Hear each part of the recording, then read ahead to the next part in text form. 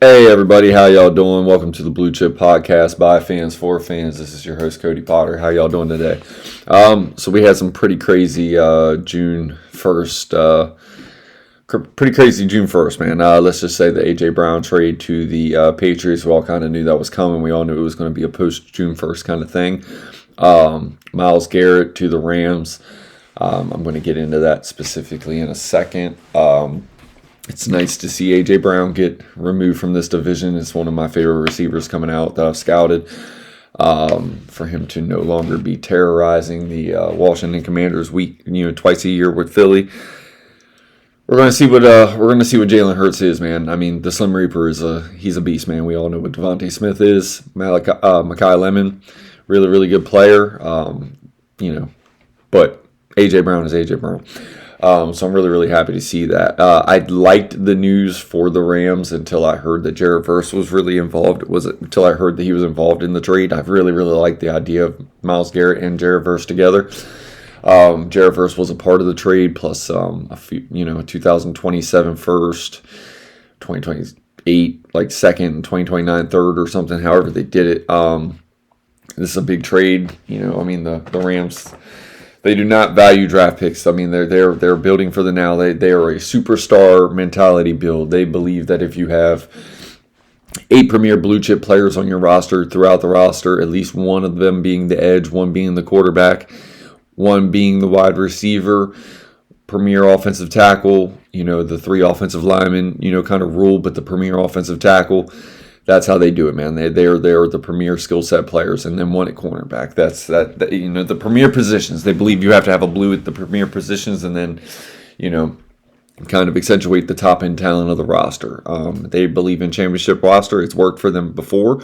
Myles Garrett is Myles Garrett, man. We know what he is, man. He's going to be insane. We've heard the reports of Aaron Donald maybe coming back out of retirement because of this. We all know Aaron Donald has stayed in shape. Who knows? That's too much to really factor in on. A.J. Brown being out of the division, this was always going to be a thing. The way that they backloaded Jalen Hurts' contract and really, really kept the cap hits low on him for the first 3 to 4 years, for the remaining time that he had on his contract when he re-upped it, and then the first early term parts of the term.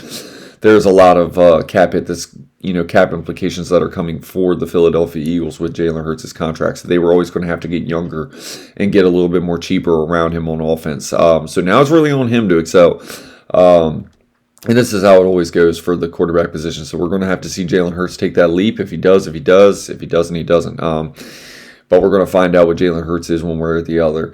And it was always going to be around this time frame, from the way that they structured that contract to the way that they were able to keep, a ton of young, premier defensive talent that they were building while they were, under that part of the contract. They're going to have to start reing up them players like Jalen Carter. They've already done Jordan Davis and things like that. Which leads me to the Washington Commanders part of this for June 1st, because there is no secret, man, when it comes to this player right here, man. Brandon Ayuk, man. I mean, it's basically by the day when it's, when we're talking about Commanders fans. The news is there is no news. I've basically been under the, I've always kind of just felt if you want the player, just trade for him. If it's a late round swap, they're not getting anything beyond that. There's stipulations in the contract as far as it goes. The dead money hit for the San Francisco 49ers got a lot lower after June 1st, but of course that makes it more, impactful for the team that's going to be trading for him. So I think there's going to be some kind of restructure or something like that. Regardless, if there is a trade, it's really, really hard to project a trade with that contract. And that's why there is no news. I mean, everybody knows where he wants to go. The 49ers know where he wants to go. The Washington Commanders know where he wants to go. The Washington Commanders have to be willing to make some kind of deal happen. I mean, if they're patient enough to let it just happen the way that they've been, we're going to see. But this is the first time where we can actually see that there's going to be some kind of resolution. But we all know how Kyle Shanahan and John Lynch have handled this, so there's no reason for them to do him any favors. I mean, if they can't recoup any draft picks, they're just going to hold on to him. Unless Brandon Ayuk basically shows up to camp and starts actually doing work to where he could get hurt and they could be on the hook for him. And that is possible. Who knows though? It's been a very wild, very, very, very, very wild situation, man. Which is going to lead me to back to the team. Ultimately, man. This, I'm not going to talk about players that are not actually on this roster for this team. Yeah, there's just too much that goes into this. I'm going to show this clip right here just because this was a pretty crazy. Oh no. Oh man, I screwed up. See, this is what I get for doing things live. I was going to show the Terry play. The Terry catch was pretty crazy from OTAs because that's where I'm headed for this show. We're going to get into the OTAs. I was going to just it was so short of a clip that I was going to play it early, but here we go. So these are clips from the OTAs. We're going to get into OTAs.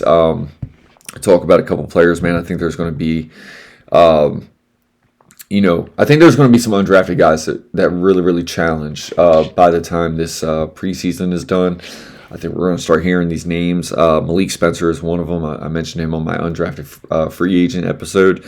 The safety out of Michigan State, man. I think he is the one true free safety on this roster. As far as what his skill set is and the way that this defense would be operated, do I think they're going to hand it over to an undrafted free agent without, completely exceeding, expectations in camp and things like that? No, I don't. But I do think he is a guy that could very, very much solidify a roster spot on this team as far as the way the roster is currently constructed. Fred Davis is a defensive back that I really, really like out of Northwestern. And then Robert Henry Jr., the UTSA running back. I talked about the SMU tackle, Mabah, and then the Utah offensive guard is another guy that they priority signed. He got a ton of guaranteed money as far as the way that the unrestricted free agent market goes. These are guys that I think can latch on. They're guys that I think that have the potential and they have the tape, and they are 100% scheme fits actually for the way that this offense wants to run, the way that the defense is going to be run for their positions. Robert Henry, or zone blocking, kind of one cut and go running back. I think he has the skill set to excel. There are, Rashad White playing right there. I mean, I think Rashad White's going to be a really, really good player for this team as far as pass catching and pass blocking running back. Looks like he has a little bit more juice than I think anybody anticipated. Anybody really got to see in Tampa. Then you see Nick Cross right there with Chickaconco, both Maryland Terps, man. I'm very, very excited for both of these guys. I think Nick Cross is going to be the most impactful addition. I think, as far as I think he's an A+ level player. I think he has he's a red player for me with blue level upside. He has the blue level skill set.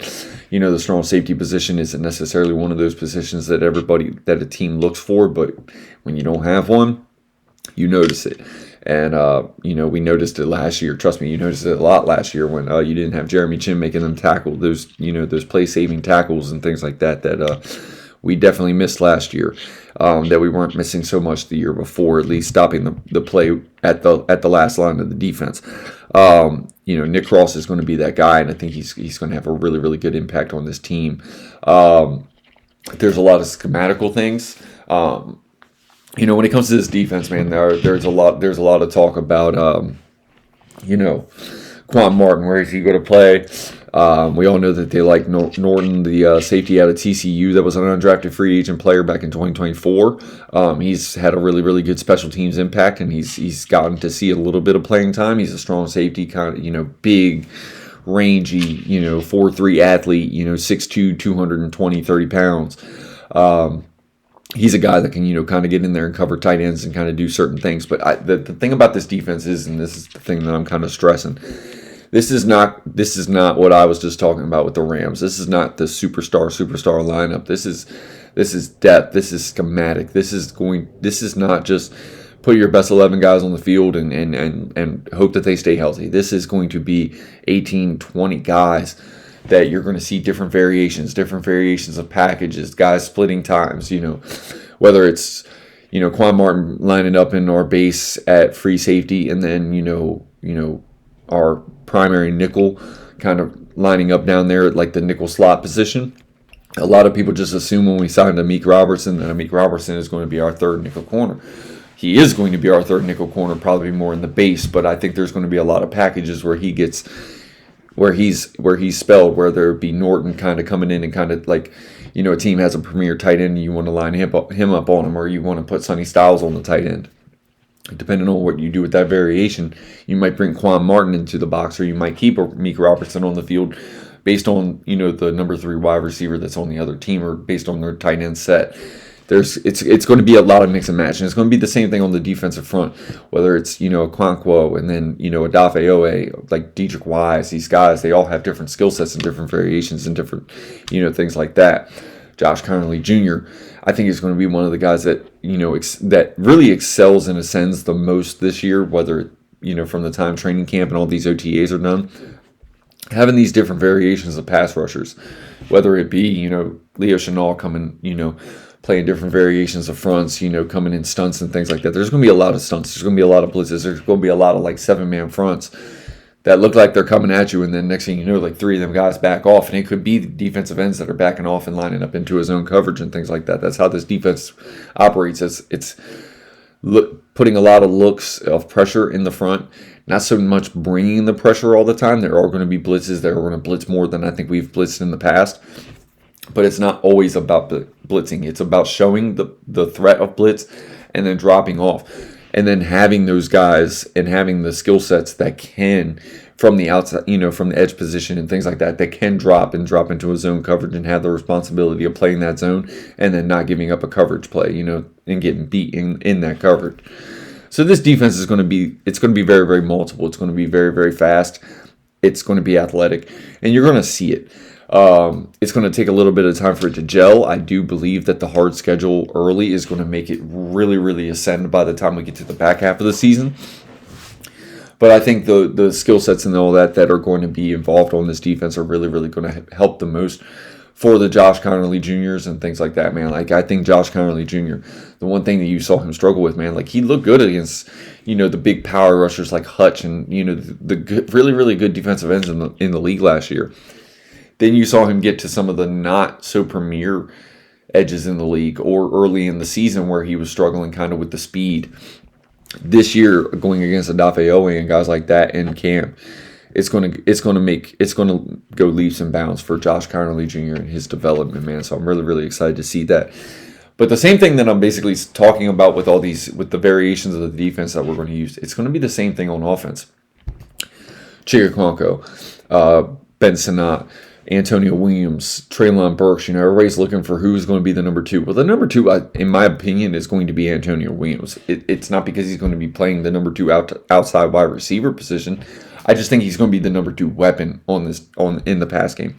I think Chigaquanko is going to be very, very close to that, but I think Antonio Williams is going to have a hell of a rookie year. I really do. I think I love Antonio Williams.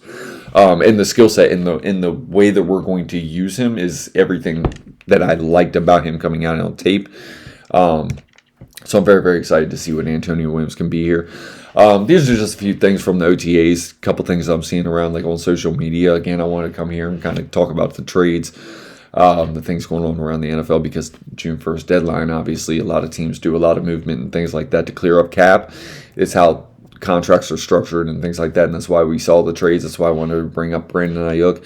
I have been very adamant that I don't think Brian Thomas Jr. would be a trade candidate for us. I don't think there's a team that's willing to give up probably the assets that a team like the Jaguars would want in return for a Brian Thomas Jr. So again, I think Brian Thomas Jr. is ultimately a Jag. I love Brian Thomas Jr. I think he's a really, really good player. I love the fact that he already has a chemistry with Jaden Daniels. I would love that type of weapon. He would be the perfect number 2. A big, fast, guy that can take the top off the defense down the field. I think he does that a little bit better than what Brandon Ayuk does, where I think Brandon Ayuk thrives, in the mid, level of the passing game and things like that. Something that Brian Thomas Jr. is. I think he needs a little bit more time developing his route nuances and things like that. That Brandon Ayuk is very, very solid with. Two different kinds of players, even though they're both very, very tall. Both have a little bit of explosion. Brian Thomas Jr. obviously has elite level explosion for his size. But I just don't think Brian Thomas Jr. is actually a viable option for this team. So just kind of some of the reports, some of the things I'm seeing on social media, some of the conversations, some of the talks. It's all projection, really based off of what I'm seeing. This is just me doing my homework on, like Durante Jones, the type of defense that I expect him to have. I know a ton about the Kyle Shanahan, the Shanahan kind of, West Coast scheme, Shanahan's own blocking, kind of attack and things like that. It's always predicated on the run, the Sean McVay system and things like that. I think this is going to be the biggest cross between that. Everybody talks about the Ben Johnson defense, but really the Ben Johnson offense. The only thing that's different between the Shanahan system, the McVay system, and the Ben Johnson system is the trick plays. Ben Johnson is very, very dedicated to, running different, variations of trick plays, and he likes to get very, very creative with things outside of the box. But the principles of the offense are 1,000% the same thing. It's the Shanahan offense. It is the zone blocking scheme, and it is, I am going to do all this to run the football. We are going to run the football. We're going to be predicated on run the football, and then it opens everything up outside for the quarterback, and it makes it very, very friendly. Quarterback has to be able to play under center. They have to hit plays in rhythm, something that we've seen Caleb Williams develop over the course of the season, but you still see him struggle with it, and that was always kind of his niche coming out. That was when he was coming out. That was something that I very, very much said. Getting the timing and rhythm plays is always going to be what basically ascends Caleb Williams to the elite level prospect, to an elite level player, or it's going to keep him from ascending to the elite level player, but he's always going to have those most amazing, Patrick Mahomes, like elite level plays, but it's not going to be consistent enough to win because he's playing so much off script. It's got to be a marriage, and that's where Patrick Mahomes has really, really thrived at being so good at the off script stuff, but developing on the on script, and that's why Patrick Mahomes is Patrick Mahomes. I think Jane Daniels gives you a lot more closer to what Patrick Mahomes does from the on script thing, but he can still beat you off script and things like that. But we need to see him do it with his arm instead of always trying to do it with his legs. That's going to be a developmental trait for Jane Daniels moving forward. I think he's going to thrive in this offense. I think this offense is going to be perfect for everything that Jane Daniels does do from the quarterback position. His legs are just going to be the dagger that just starts, cutting teams dead, in deadly moments and things like that. But it'll also keep him healthy. I think we have the weapons outside to win. I do think they're going to bring in another wide receiver. I look at the wide receiver room and I'm fine with it. Our floor has raised exponentially from what it was last year to this year. It's a lot closer to what it was in 2024, and I think it's even better than what it was in 2024. So again, I think we personally have enough. I like the names that we have. I like the variations and the skill sets that we have out wide. I think Van Jefferson is a good player. I don't think he's a great player, but I think he's much better than anything we had last year outside of Terry McLaurin. Same thing with Naomi Brown. Naomi Brown was a really, really good player for us in 2024, and it really, really started to progress over the course of the season as he had chemistry with Jane Daniels. So I almost expect somewhere in that variation of what he was before he left to get into return for him and for his contract. That's a very, very good, kind of outburst. And then, Treylon Burks. Treylon Burks is there's a reason he went in the first round, man. It took him a little bit of time to develop at Arkansas, but this is a guy that has an elite level skill set.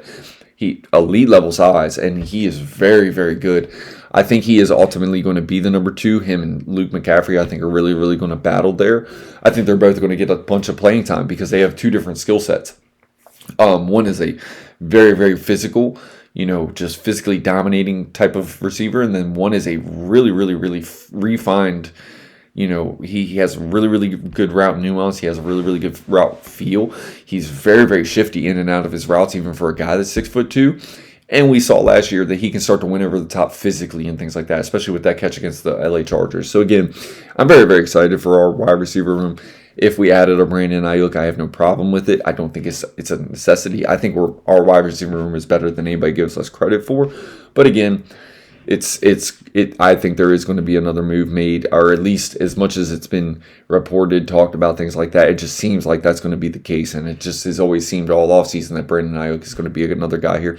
And realistically, the best teams and the best offenses have a ton of variations of wide receivers that they can throw at you.